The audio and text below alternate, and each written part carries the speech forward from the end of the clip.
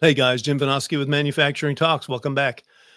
We've talked about AI a good bit here, and today's show is focused on that again, but from a unique perspective. We've got Mikhail Taver of Taver Capital Partners, and he is focused on the investment side of AI and getting specifically focused on industrial AI. So he brings us that money side of the equation. He's going to talk to us all about the ins and outs of that.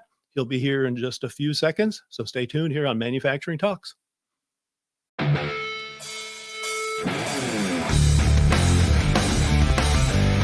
Welcome to Manufacturing Talks with Jim Vinosky. Industry has a million cool stories, and Jim talks to the movers and shakers who are making them happen. Let's dive in.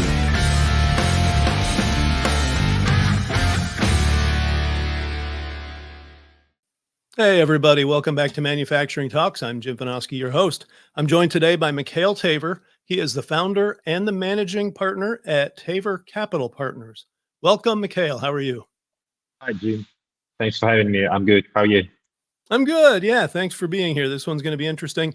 You guys are heavy in AI, and that's starting to get a little bit of attention in the world, right? So we want to dive into that. Before we do, let's just have you talk about your background. How you kind of got doing what you're doing today.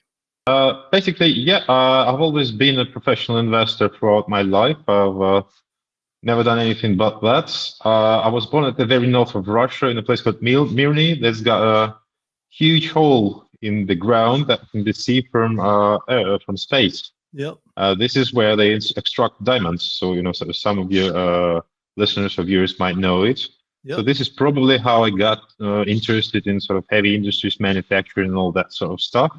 Plus, obviously, the very north, there's not much to do. So there was just lots of books and a PC that appeared, in the early 90s. So this is how I probably got my first interest in the AI. Once I finished my studies at Edinburgh University, I went on to work for large PE firms where I'd done mainly heavy industry deals. I've done about 250 of those.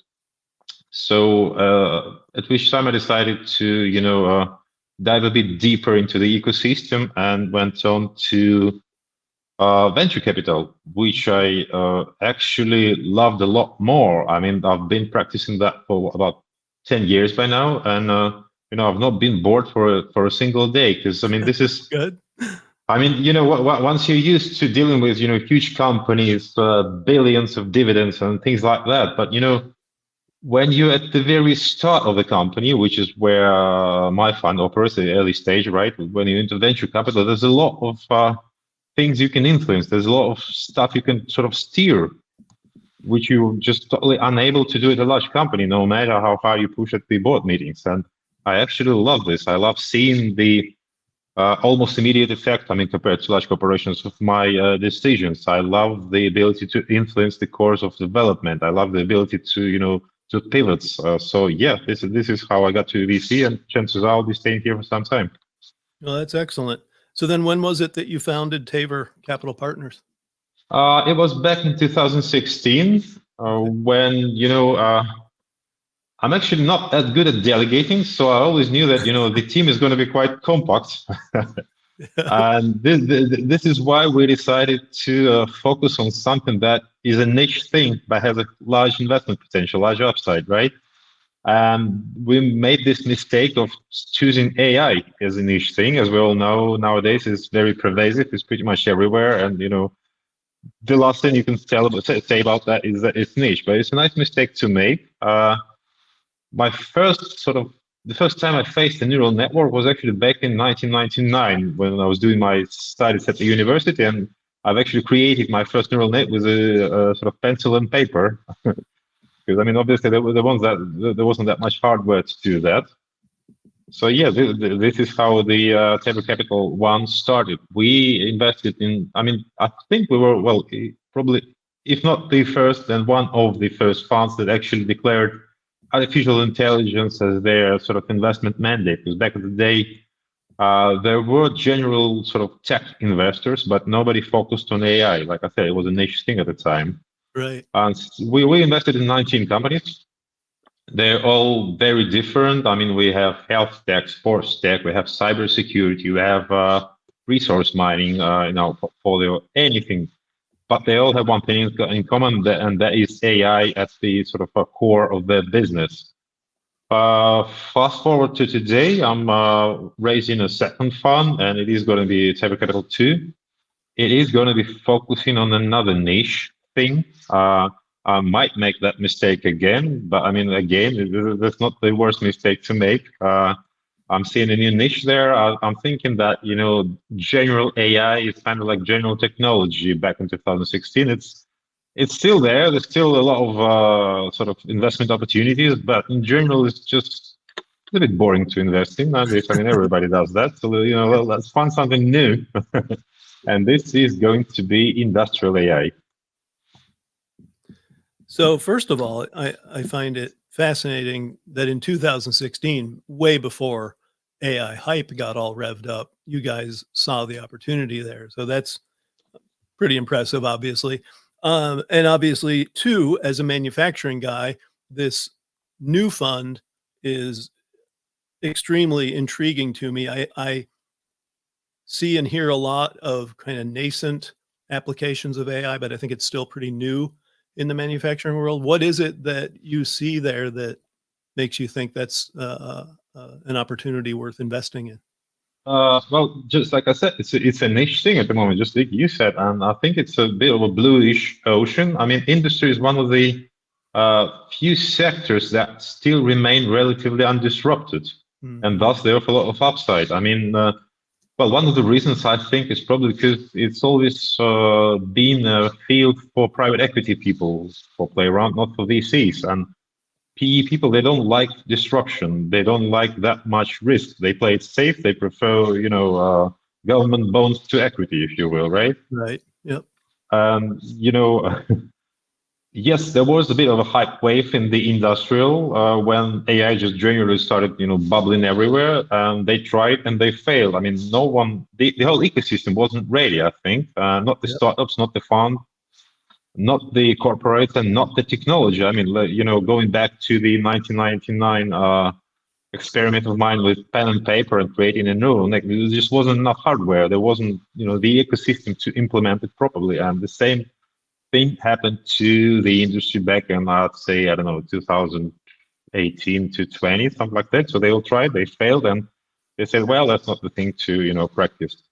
I think now things are ready. I mean, I'm speaking to people from the industry. I'm trying not to laugh too much when I hear people from the industry describing solutions that are, top of the line things that, they save them millions and millions. I mean, these are stuff that is so common in B2C applications, they become a commodity.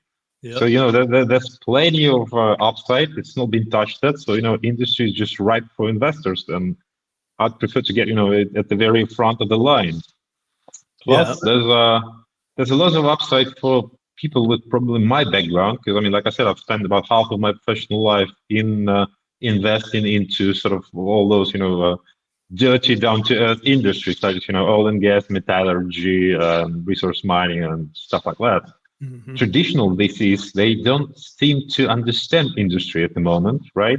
They just, they used to SaaS and things like that. Traditional industry does not understand startups. And I mean, all those misunderstandings are mutual. They just don't know how to deal with each other. And this is where people like me come in, because I mean, I can bridge them all together, and we'll make a bit of money, we'll improve our efficiency, and we'll make everyone happy. That's a win-win-win situation. Yeah, and I have to agree completely about your assessment of where we stand in manufacturing when it comes to our apps and our software. It's a drum I've been banging here lately, is if we're going to attract the new generation of workers, they've become accustomed to having their apps on the phone that are completely intuitive and work right every time. And here we are in the days of the ERP and the PLC. And exactly. I mean, I was at this conference in London last year. It was a mining conference, right? The resource mining. And one of the questions, I was in the panel, and one of the questions a person from the audience asked was, how do we attract young and new people to the industry? And I mean, the obvious answer was, well, make it cool, right? Yes. Thank you. Absolutely. Yep. Yeah, and it is totally not cool using software that dates back to the late last century, right? If using software at all, right? Right, well, that's true too. Fair enough. Let's back up a step because obviously you've done well, you're still around, so that speaks volumes. Uh, but AI, we've talked about it, it's this world of hype and it's kind of the thing right now. How do you sort the wheat from the chaff? How do you find those opportunities that are truly appropriate and winning applications of AI? Yeah, I mean, well, it is a bit of a problem to, when you're in the middle of a bubble. And at one time, we were very grateful to crypto and Bitcoin. Then, it took a lot of useless, foam and outright scam from AI. I mean, all the people just went there. Now they're coming back because, I mean, AI is on the second bubble. It's back on track, especially with the proliferation of large language models. Yeah. But I mean, the way I deal with it, I mean, I never claim to be an expert in any particular area or sector of my investment. I'm not an expert in, utilities, power, oil and gas, heavy manufacturing, or AI for that matter. What I'm leveraging, in addition to the investment knowledge, is the power of my contact network. I can always find an expert at a very high level that can, help me with the technical detail, and Mm. then my task is a lot simpler. I just need to figure out whether the idea makes sense as a business. Yeah. I mean, AI is just a tool that is used, and businesses, it's always a business. Doesn't matter whether it's AI or not AI. And this is where, to me, it's a bit easier. Yeah, but that's where a lot of people are missing the boat right now, though, right? They're seeing this like we had in the tech bubble in the 90s. It's just this whole new thing, so the old rules don't apply, but the old rules No, do. I mean the old rules always apply. I mean that's Yeah. why banal is not a bad thing. That's why banal is banal, right? Yep, Everybody's yep. right about that. Right, absolutely. So you mentioned kind of that disconnect between the manufacturing world and startups and funding and all that. If someone has an AI startup focused on the manufacturing world and they want to pitch it to your new fund, what is it that people tend to miss or get wrong and maybe then don't present Uh, themselves well? I think they need to manage their expectations a lot better, I would Mm, say. I mean, manufacturing AI startups tend to be startups first, then AI, then manufacturing. But the thinking should go in the opposite direction in a way, right? yep, They should be okay. manufacturing first. Because industry is a completely different beast. It's very different to what you read in, TechCrunch or any other news sources that, talk about B2C startups. Yeah. So, take a look at the sales cycles, right? In the industry, it's very common to have sales cycles, I don't know, 2, 3, 5 years. This is normal. And, you won't be able to change that, even if you're, moving fast and breaking things startup. You just, if you assume a half a year, as a very long sales cycle in your model, you are likely to run out of money before you even, get a second coffee with a, person from the corporation. Take account of how budgeting works in large corporations. Because yeah, you've struck a deal with them. They, you do that in March. This means that they'll be thinking about their annual budget for the next year in November. They'll probably put you in there. So the first, not necessarily even the first revenue, the first, chance of revenue you'll get is going to be in, I don't know, 2, 3 years. Mhm. Uh, Take a look at the scale and size requirements of large corporations. I mean, yes, you created your first, I don't know, batch of, I don't know, fantastic drones that, monitor, I don't know, power lines or something. You created them in your garage. You're able to make, I don't know, 100 a year, which is a lot of effort on your side. You come to a corporation, they like it, and they go, okay, well, in half a year, we need, I don't know, 10 to 15,000 of that as a pilot. Yeah. Please deliver. That's Yep. it. You lose them as a client, they lose you as a transaction partner, and you don't make it. Speaking of pilots, change your attitude to pilots, especially unpaid pilots. They don't mean a thing. corporations like to.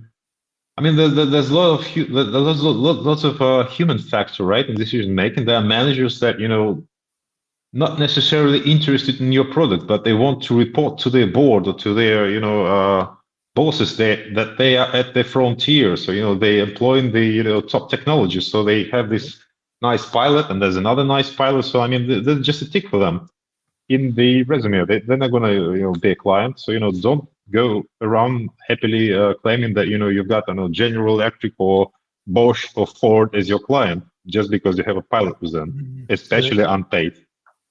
Yeah. All of this boils down to runway. You have to adjust your expectations. You have to pace your runway. Chances are it's going to be a lot more capital intensive than you plan, and a lot.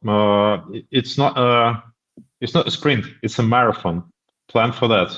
Don't disregard all that you read about startups that go to unicorn status in half a year or 1 year. This is just different.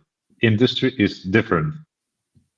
I would also add that industrial startups, they often get started by people from the industry, being scientists or engineers, and they're very good specialists. Don't get me wrong, but they don't have any experience in business, right? And what's worse, they don't value that expertise. They don't think it's worth it.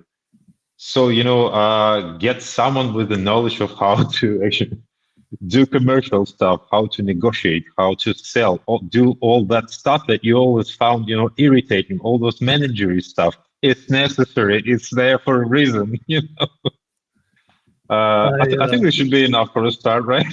Yeah, and I love that last one and your first one. So the last one, I'm an engineer myself, and I hear you straight up. Stuff you were talking about being annoying. Yep. Check. But going back to your first point, that's something that so many service providers of any kind in manufacturing get wrong, is they don't put the manufacturing needs first. Yeah, exactly. Crazy. I'm a startup. Okay, let's do startup-y things. No. Yeah. Yep. Good points.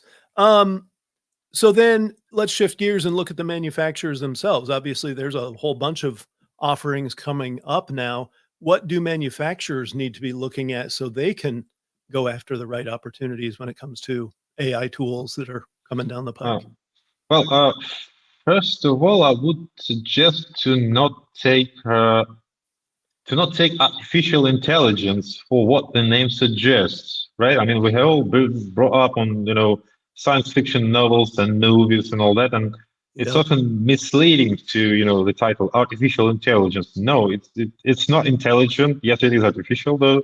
It's just a novel approach, a new tool, and treat it as such. I mean, it's just it's not a silver bullet in no way, and don't use it as such. I mean, I've spoken to a person from a very large petrochemical corporation that have implemented RPA, the robotic process automation. You might have heard of this technology some time ago, and they loved it so much that they started treating that as a panacea. They started using it anywhere, whether they needed it or not. Things don't work out, let's go for RPA. Don't do that. It's just a tool, just another tool. There's plenty of other tools, and it's got very narrow application scope. What else? Careful with implementing it. I mean, manage changes. Like with any change, especially with this kind of change, you get a lot of opposition from the personnel, from the workforce. They all read those scary articles that saying, AI is going to replace all of us. We're going to become unnecessary. Do it very gently. Be aware that there is going to be resistance. Just plan it. Change management is a classical subject. There's nothing new about that. Just don't forget to use that. But most importantly, do implement it. Do go for it. Otherwise, you'll just become extinct. Yep. As you get this new fund going, are there specific areas in manufacturing you're focused on, or are you just casting that net I wouldn't just focus on manufacturing per se. I'd say, heavy industrial AI has got, yes, heavy manufacturing, resource mining, oil and gas, metallurgy, all of those kind of industrial brick and mortar sort of industries out there ripe for disruption. They all have exactly the same problems. Mhm. So yeah, I'm happy to help them solve that and, cash in my investors on that. Absolutely. Well, if you solve our problems in the manufacturing world, you've definitely earned that. As you look forward then with Taver Capital Partners, you've got the new fund in industry. Do you see other opportunities like that you might go into down the road? Well, I mean, time will tell, but I mean, I'd prefer to focus on the particular niche, and we'll just see how that goes. I mean, if not for manufacturing, I mean, manufacturing and heavy industries, as a broad sector description is just something that I like, something that kind of excites me, and Yep. this is an important part of work. You have to be excited by work, otherwise you'll just get bored. And I know that I've been there. Yeah. If not for heavy industries, I don't know. Biotechnologies are obviously something that one should look at. Health tech. There's lots of things that are gonna significantly improve our lives, and industry is just one aspect of that, and which is at the moment not particularly interesting to many investors, and that's good. So keep it low. Don't get your podcast too widely distributed. Right. I'd prefer to keep that ocean blue for some time. I think you're going to be in good shape. One thing I want to add to what you just said is you look across the Western world today, and it's becoming increasingly difficult for manufacturers to compete with the up and coming countries. And technology is going to be one of the things we'll have to rely on to remain competitive and keep our industries vital. So I'm definitely going to be over here cheering you in two regards. One, I'm just a manufacturer and I love it. But two, in my part of the world, we're not going to survive without the kind of innovation that you're going to bring to the table. Exactly. And I mean, yes, it's sad to see the world fragment, but from an investor's point of view, this is kind of good in a way, because I mean, instead of having just one vertically integrated company, you're going to get plenty of those in every block. Right. Well, and it's reality. You talked about the business realities that you can't ignore. We keep trying to pretend that this creative destruction doesn't happen or didn't happen in the past. It's always been happening. Exactly. So yeah, it's just we've all been there. The whole world been there for 3 times at least by now. So this is just the 4th time it's happening. Yep. If one thing I would suggest to people is learn from your history. Just look back. You'll see the future. Good deal. Anything we haven't covered about Taver Capital that you want to share? I don't know. I think we pretty much discussed the whole thing, and I'm happy to get in touch. Happy to get in touch with potential investors. Happy to get in touch with potential portfolio companies. Happy to get in touch with the industry, for God's sake. Talk to people like us, and don't be scared of AI. We're here to help.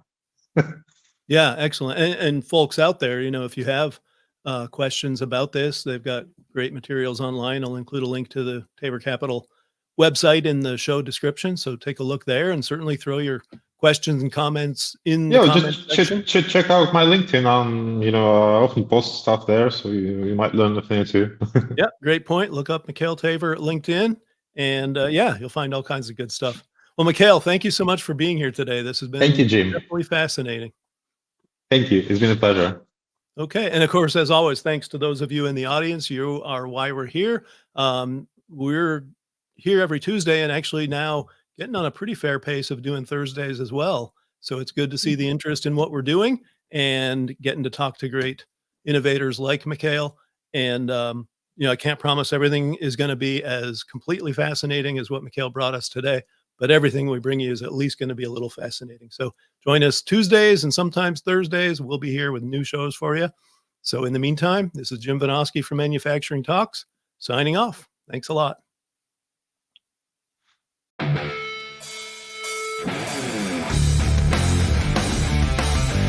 Thanks for tuning in to Manufacturing Talks with Jim Vinosky. Watch for new episodes dropping every Tuesday. And don't forget to like, share, comment, and subscribe.